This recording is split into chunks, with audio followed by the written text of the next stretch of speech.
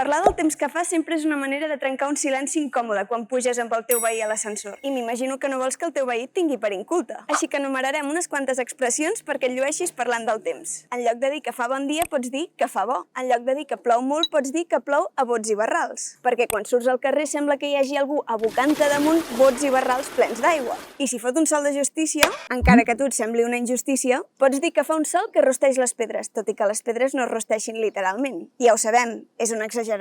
També pots dir que el sol esquerda o estavella les pedres. Més exageracions. El vocabulari del temps no només et serveix per parlar del temps, també et serveix per parlar d'un estat. Quan no veus les coses clares pots dir que estàs emboirat, perquè és com si tinguessis boira al cervell. O d'una reacció. Quan no t'interessa què et diuen, pots fer com qui sent ploure. És a dir, pots ignorar algú igual que ignores el so de la pluja quan cau. I si parlem de pluja, coneixeu l'expressió és tard i vol ploure? Si pinta que ha de ploure i has de marxar d'un lloc, t'afanyes. Per tant, si et diuen que és tard i vol ploure, el que volen és que t'espavilis, que facis via.